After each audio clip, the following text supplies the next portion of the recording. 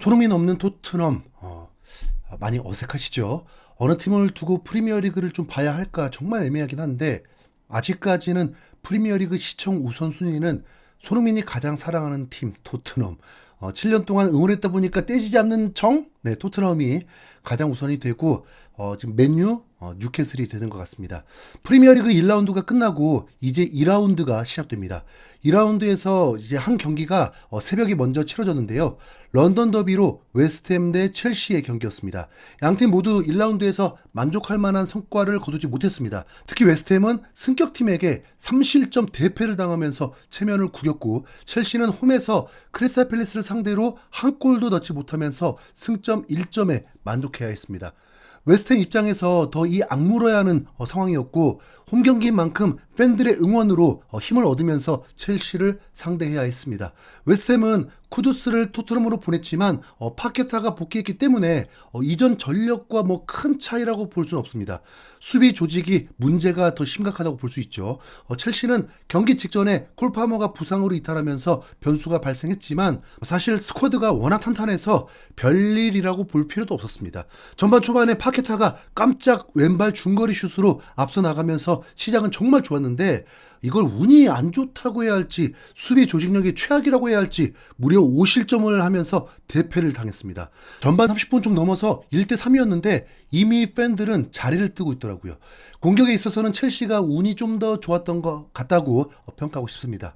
웨스트햄의 포터 감독 이러다가 진짜 10경기 안에 경질되는 거 아닌가 몰라요. 네. 그리고 이제 두 번째 경기가 바로 2라운드의 최대 빅매치 맨시티 대 토트넘 경기입니다. 토트넘은 현재 완전 놀림감이 된 상황이죠.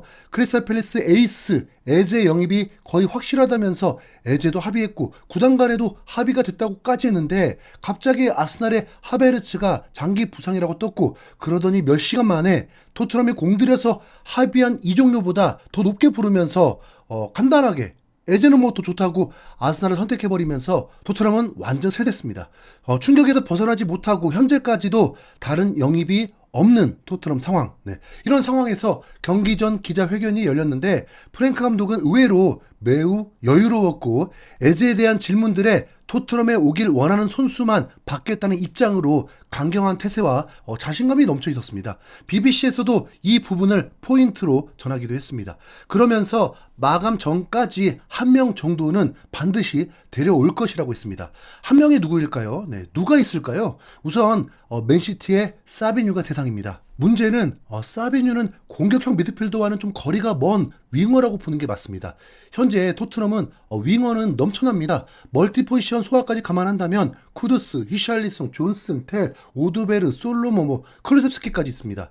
여기에 사비뉴를 영입한다는 건 누군가는 떠나 보내겠다는 뜻일 수 있는데 사비뉴는 쿠두스와 똑같이 주발이 왼발입니다. 하지만 사비뉴는 왼쪽, 오른쪽 모두 가능하죠. 에제도 영입을 했다면 혹 윙어로 점 찍는 것일 수 있습니다.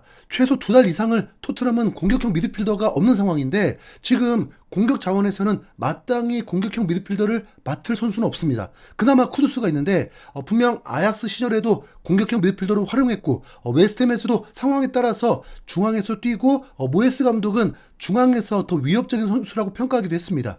상황에 따라서는 쿠두스가 중앙을 맡고 사비뉴가 오른쪽을 맡을 수도 있겠죠. 축구 경기에서 한 포지션에만 지키고 있는 건 아니니까요.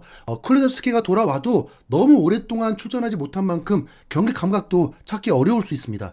클루셉스키의 공격형 미드필더도 사실 절반의 성공이었을 뿐 절대적 성공은 또 아니었잖아요. 우선 이적 전문가인 로마노 기자는 토트넘이 사비뉴 영입을 위해서 7천만 유로 이상의 이적료를 제한할 준비를 하고 있다. 맨체스터 시티 수뇌부는 지난 10일 동안 사비뉴와 관련된 모든 접근을 차단했지만 토트넘은 한 번 더 도전할 계획이다라고 전했습니다. 사비뉴는 스페인 리그 지로나에서 뛰면서 챔피언스 리그 진출을 시킨 핵심 선수였고 그 활약으로 맨시티가 공들을 영입을 했습니다. 그런데 맨시티에 오래 있지도 않았는데 이적설이 뜬 거고 맨시티는 사비뉴 이적을 통해서 수익을 내고 싶은 건지 쉽게 보내줄 의사가 없다고 합니다. 현재는 부상 중입니다. 토트넘은 분명 손흥민 대체자도 필요하지만 공격형 미드필더가 꼭 필요한 상황인데 이 상황에서 이강인 링크가 떴습니다. 자, 우선 논란의 여지가 있겠죠. 주관성을 빼고 현재 나온 소식으로 전해드립니다. 이강인은 챔피언스리그 클럽 월드컵 결승에서 단 1분도 뛰지 못하면서 누구라도 그런 상황을 겪게 된다면 자존심 상해서라도 떠나고 싶을 것 같습니다. 파리 생제르맹에서는 이강인급의 선수들이 널려 있다 보니까 경쟁이 매우 심하고 거의 사순위급 선수입니다. 한두 명 부상당했다고 해서 주전이 되는 구조도 아닙니다. 프랑스의 신뢰도 높은 매체에서는 이강인이 챔스 결승과 클럽 월드컵 결승에서 뛰지 못하면서 마음이 변했을 거라고 보고 있습니다. 이강인이 프랑스를 떠날 것이 매우 유력해 보였는데 상황은 이상하게 돌아갔습니다.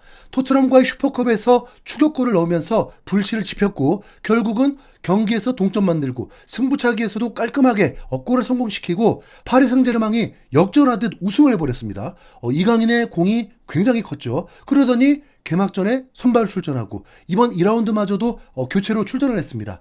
아니 뭐 사람 놀리는 것도 아니고 현실은 주전 선수들이 다치지 않는 이상 이강인은 후보에 불과합니다. 이런 상황에서도 이강인의 이적설이 뜨고 있었는데 영국 팟캐스트 풋볼 트랜스퍼스에서 토트넘이 에베레츠 에제 영입 실패 후 이강인을 5천만 유로에 영입하기 위해 주시 중이다.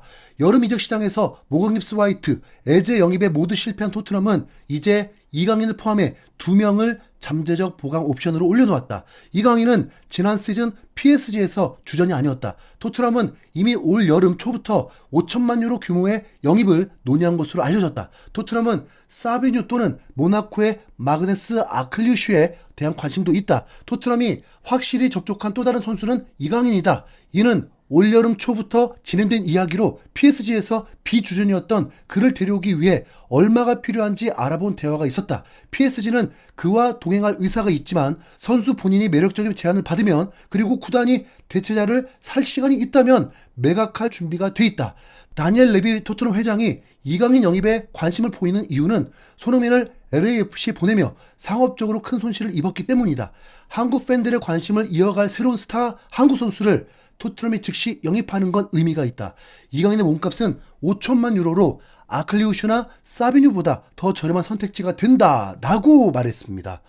자, 여러분 어떻게 생각하시나요? 호불호가 좀 많이 갈릴 수밖에 없는 상황일 텐데요. 토트넘이 영입한다는 BBC 보도가 아니고 신뢰도 높은 이적 전문 기자들의 보고도 아닙니다. 영국 최고 유력지 더 타임즈 소속의 기자인 덩컨 캐슬 기자가 팟캐스트에서 한 말인 겁니다. 최근 영국 매체 보도에 따르면 토트넘이 손흥민으로 인해서 매해마다 1,000억 이상의 수익을 냈다고 보도가 됐었죠. 반대로 하면 이제 손흥민이 없기 때문에 1,000억 이상이 손해가 된다는 뜻이기도 하잖아요. 당연한 얘기지만 1라운드부터 토트넘 스타디움은 태극기 자체가 아예 없었습니다. 네. 토트넘이 이번 시즌 선수 영입이 연이어 실패한 것은 비용을 컨트롤하다가 실패한 겁니다. B클럽과 다르게 재정적으로 매우 예민하게 접근한다는 거죠. 아스날 사장이 부임했어도 달라진 게 없다고 봐야 합니다. 파리는 이강인을 높은 금액에 팔려고 합니다. 그래서 못 팔고 있는 건데 토트넘은 공격형 미드필더가 꼭 필요한 상황입니다. 토트넘은 공격형 미드필더가 없는 상황입니다.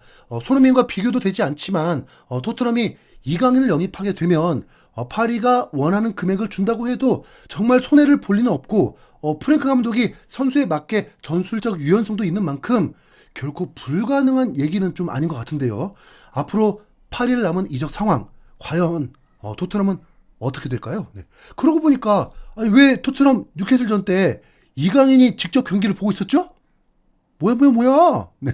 한편 토트넘 맨시티 경기 전 기자회견에서 프랭크 감독은 맨시티를 상대로 자신 있어 하더라고요. 그리고 과르디올라 감독은 기자가 왜 유독 토트넘에게만 어려워하느냐고 물었는데 과르디올라 감독은 그냥 토트넘이 어려운 팀이다. 그들은 전방에 워낙 좋은 무기를 갖췄었다. 아마 손흥민과 케인을 두고 한 말이겠죠. 과르디올라 감독은 정말 감독이 바뀌어도 토트넘에겐 약했습니다.